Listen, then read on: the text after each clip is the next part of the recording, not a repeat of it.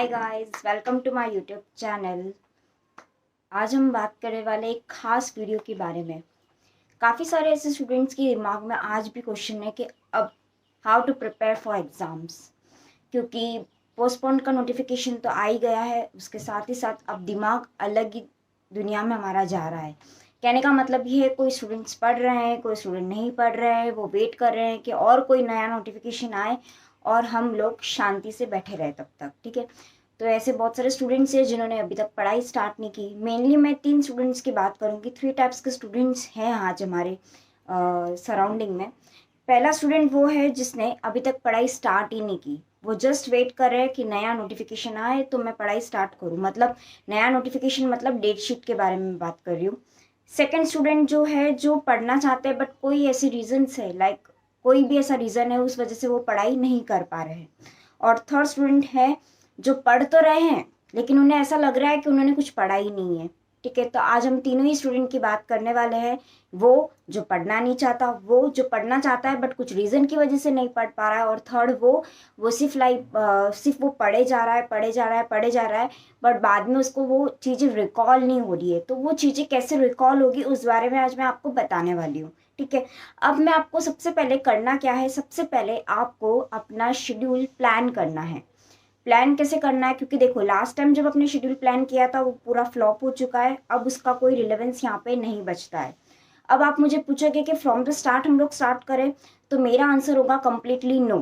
क्योंकि अभी आपके पास टाइम नहीं है कि आप स्टार्टिंग से एंड तक करो। जितना आपने कर लिया है उतना आप रहने दो, उसके आगे का आप लोग पढ़ाई करना चालू करो। रीज़न ये है कि अगर आप वापस वही वही करोगे तो आपका दिमाग बोर होगा। आप देखते हो कोई भी ऐसी इंटरेस्टिंग चीज़ें नहीं होती है तो हमारा जो माइंड होता है वो उस चीज़ को कैच नहीं कर पाता है। तो अगर आप वापस वापस वही वही अपने माइंड को रिपीट करवाने की कोशिश करोगे तो वो उसका एकदम लाइक वो नहीं कर पाएगा। तो बेटर ये है कि स्टार्ट फ्रॉम द न्यू। जो आपने टच भी नहीं किया है आप उसकी पढ़ाई करो, और इससे क्या होगा, आपकी जो लर्निंग प्रोसेस होगी वो थोड़ी फास्ट होगी। जैसे ही एक बार आपने न्यू कुछ पढ़ना स्टार्ट किया, आपको समझने लगा, फिर धीरे धीरे धीरे धीरे थोड़ा सा बैकवर्ड जाओ ताकि आपका जो सिलेबस है वो कंप्लीट हो जाए। ठीक है, और बहुत सारे ऐसे स्टूडेंट्स हैं जिनकी कोई ना कोई रीज़न की वजह से पढ़ाई नहीं हो पा रही है, तो मैं उनको यही एडवाइस दूंगी कि मान लो अगर आप एक ग्रुप दे रहे हो, ओनली आपका एक ही ग्रुप है, तो आप क्या कर सकते हो, तो आप यहाँ पे सिंपल सा एक सब्जेक्ट दिन में करो। 1 डे 1 सब्जेक्ट, राइट। और ये आपको 4 आवर्स करना है। अब वो 4 आवर्स कैसे करना है, आपको अर्ली मॉर्निंग कर लो या फिर लेट नाइट कर लो। यहाँ पे कंसिस्टेंटली आपको 2 शिफ्ट में बैठना है, 2 घंटा सुबह 2 घंटा शाम, इस तरह से। और अगर आप चाहते हो कि लाइक नहीं मेरे दो शिफ्ट में पॉसिबल नहीं है, तो आप क्या करोगे, 1 सीटिंग में उसको कंप्लीट कर लोगे। पर एटलीस्ट यहाँ पे 1 सब्जेक्ट करना ही है। एनी हाउ कोई भी रीजन हो, 2-2 घंटे तो बैठ ही सकते हो ना, 2 घंटा फोन में कर सकते हो, तो एटलीस्ट पढ़ाई तो कर ही सकते हो। ये आपका करियर का सवाल है, राइट। तो आपको क्या करना है, 2 सीटिंग में बैठना है और इसे कंप्लीट करना है। और अगर जिसका 2 मॉड्यूल है, जो 2 मॉड्यूल के लिए अपीयर कर रहा है, उनको मैं सजेस्ट करूंगी 2 सब्जेक्ट्स पर डे आप करो ही करो। एनी हाउ आप करो। अगर आपके प्रैक्टिकल आता है तो प्रैक्टिकल फोकस करो। जैसे FTFM अगर आपका है तो आप एटलीस्ट 5 सम्स करो। टैक्स आपका है तो एटलीस्ट आप GST और कस्टम पे अच्छे से फोकस करो। डायरेक्ट टैक्स तो लाइक मैं बोल सकती इतना बड़ा है क्या पॉसिबल नहीं है। तो जो मेरा वीडियो है डायरेक्ट टैक्स को कैसे करना चाहिए, वो वीडियो ज़रूर देखना, उसमें मैंने काफ़ी सारा कुछ अच्छा बताया है, तो वो ज़रूर आप देख लेना। और हुआ तो मैं डिस्क्रिप्शन में डाल दूंगी उसकी लिंक, ठीक है, तो आप लोग चेकआउट कर लेना। उसके बाद में मेरा ये कहना था कि आप रिवीजन मतलब आप जब पढ़ाई अभी स्टार्ट करोगे तो आपको प्लानिंग कैसे करनी है। प्लानिंग आपको ये करनी है, जैसे स्कैनर के क्वेश्चंस, हम लोग CS वाले स्टूडेंट्स हैं तो स्कैनर तो हम लोग रेफर करते ही हैं, राइट।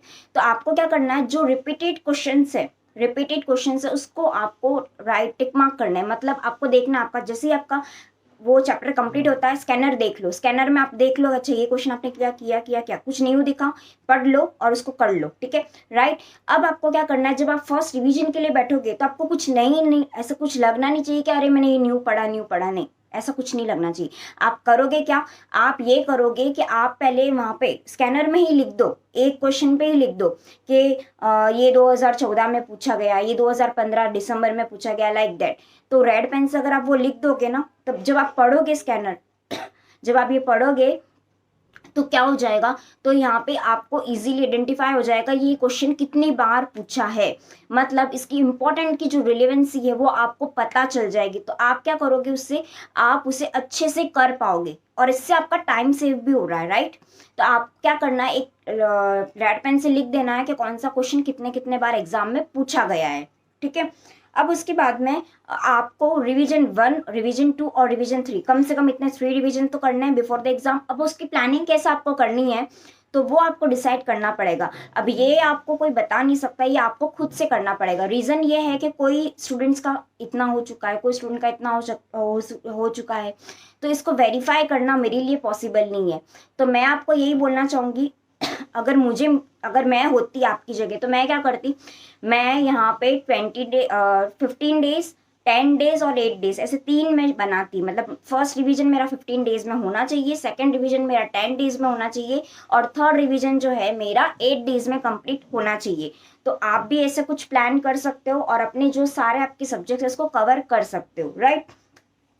अब मैं आपको ये भी एक बताना चाहूंगी, जब आप रिवीजन 1 करते हो तो रिवीजन 1 करोगे तो आप अलग पेन यूज करना, रिवीजन 2 करोगे अलग पेन यूज करना और रिवीजन 3 करोगे तो अलग पेन यूज करना। रीजन ये है कि यहाँ पे आपका कॉन्फिडेंस लेवल बढ़ेगा। क्यों बढ़ेगा, क्योंकि आपको फिर यहाँ पे क्या होगा, अरे ये तो मैंने रिवाइज किया है तो पेन आपका रहेगा। सेकेंड आप रिवीजन करोगे तो फर्स्ट आपके वो रहेंगे जो आपने मार्क किए हैं। तो यहाँ पे अलग अलग पेन से आप लोग अगर करोगे तो आपके लिए बेनिफिट होगा, आप पता लगा पाओगे कि आपने कितने रिवीजन किए हैं। क्योंकि कभी कभी क्या होता है ना, वो कैलेंडर में जो मार्किंग होती है वो हमको लाइक मोटिवेट करती है, अरे इतना हो गया, इतना हो गया, इतना हो गया। तो कोशिश करो ऐसा कुछ आप जब शेड्यूल प्लान बनाओ तो ऐसा थोड़ा इंटरेस्टिंग बनाओ ताकि आपको मजा आए। जैसे मैं तो क्या करती थी, जैसे आज का मेरा चैप्टर 1, 2, 3 है तो वो मैं काटने के लिए मुझे अच्छा लगता था तो मैं उसको कट डाउन करती थी, ठीक है।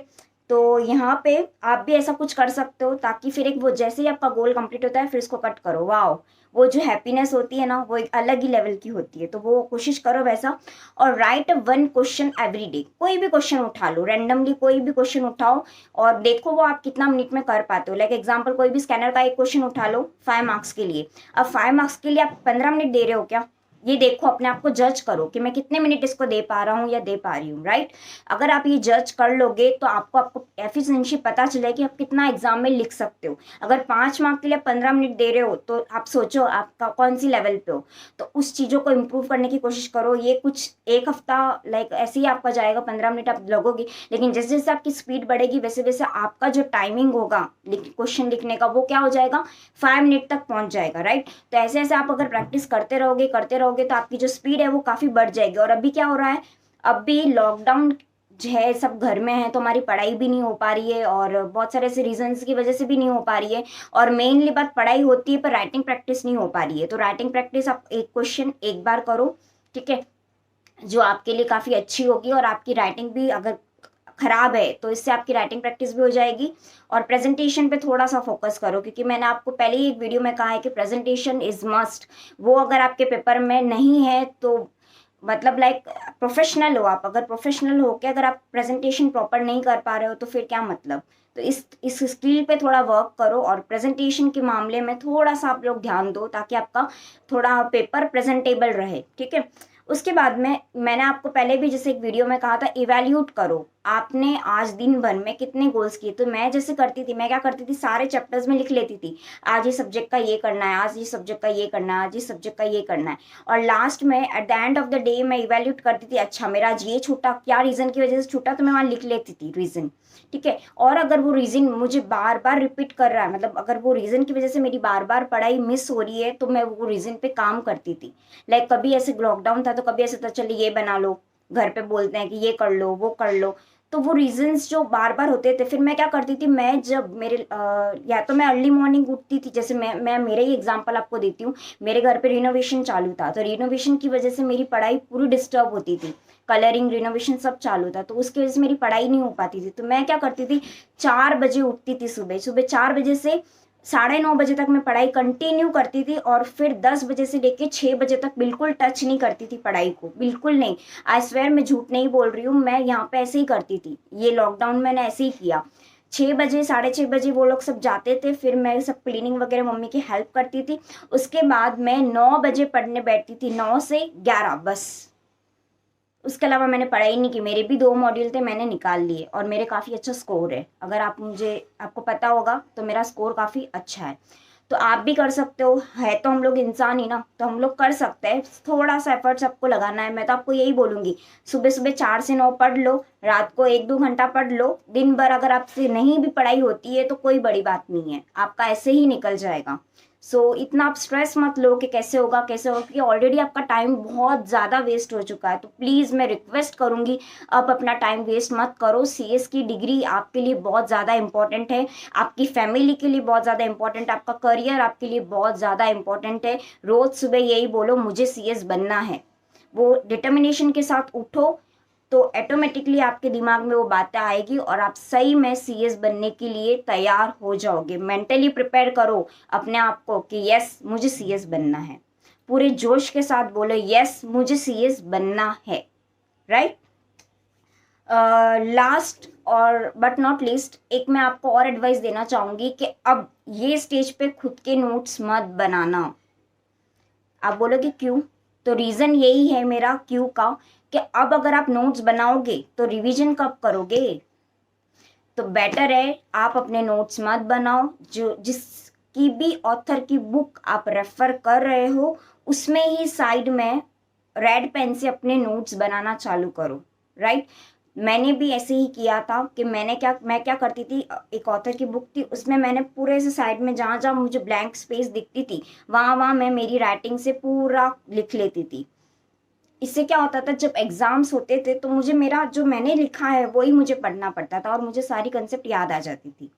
तो ये आप थ्योरी सब्जेक्ट में ज़रूर करो। इस स्टेज पे नोट बनाना आपके लिए सही नहीं है। मैं फिर से आपको बोल रही हूँ कि इस स्टेज पे नोट्स मत बनाओ, प्लीज़ मत बनाना, टाइम वेस्ट होगा। और आप रिवाइज करते रहो। और मैंने आपको जो बोला कि रोज का एक क्वेश्चन की प्रैक्टिस करो, चाहे वो आप उसमें ड्राफ्टिंग भी इंक्लूड कर सकते हो और केस लॉ क्वेश्चंस भी इंक्लूड कर सकते हो। राइट। तो इससे आपका क्या होगा, आपका अच्छा ही होगा, बुरा कुछ नहीं होगा। जो हम जिस चीज़ के लिए मेहनत करते हैं वो कभी खाली नहीं जाती है, एट द एंड वो काम आती है। तो इसके लिए ये मत सोचना कह रहे क्या टाइम पास है, क्या बोला मैम ने कि लिखो लिखो लिखो, सब पता है हमको। अरे नहीं, जो आपको इजी बातें पता होगी ना वो भी आप एट द एंड लिख नहीं पाओगी। देख लेना, ईशो बोनस शेयर लिख के बताओ, नहीं लिख पाओगे। बोलने के लिए इजी है पर लिखना उसके लिए टफ होता है। ठीक है। तो कंसेप्ट आपकी क्लियर है, सब कुछ क्लियर है, लेकिन राइटिंग प्रैक्टिस अगर आपकी लैक है तो फिर बहुत मुश्किल है, क्योंकि वहाँ पे इंसान जो रहेगा एग्जामिनर, उसको पता नहीं है कि आपके कंसेप्ट क्लियर है, उसको तो वही पता है जो आपने पेपर में लिखा है। तो इसके लिए राइटिंग प्रैक्टिस पे थोड़ा फोकस करो। और एक और रिक्वेस्ट है कि जो स्टूडेंट्स मल्टीपल बुक्स को यूज़ करते हैं वो लास्ट में एट द एंड उनको समझ में ही नहीं आता कि पढ़ूँ किस में से, ये भी अच्छी है ये भी अच्छी है, फिर लास्ट में अगर नहीं स्कैनर पढ़ लेते हैं। तो स्कैनर एक ही नहीं है आपका सोल्यूशन कि स्कैनर पढ़ लो हो जाएगा, क्योंकि स्कैनर अभी तो अमेंडेड भी नहीं आ रही है। तो आपको अमेंडेड नोट्स पढ़ने हैं तो बेटर है एक नोट्स आप लोग ले लो, उससे ही आप पूरा कंप्लीट करो। तो बस अच्छे से पढ़ाई करिए। और कोई भी तरह के डाउट्स है तो कमेंट में मुझे ज़रूर बताना कि आपको क्या डाउट्स है। और अगर ये वीडियो अच्छा लगे तो please like the video, share the video with your friends और subscribe my channel for the new ones. Do subscribe guys. मैं भी आपके लिए बहुत मेहनत कर रही हूँ, मैं भी ये वीडियोज़ ला रही हूँ और अब मैं कोशिश करूँगी हर 2-3 डेज़ बाद मैं वीडियोज़ लेके आऊँ आपके लिए, ताकि आप एटलीस्ट मेरे कुछ वर्ड्स की वजह से पढ़ाई कर पाओ। राइट।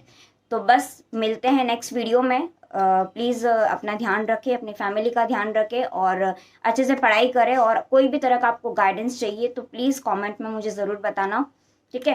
तो तब तक के लिए bye. God bless you all. Bye all of you.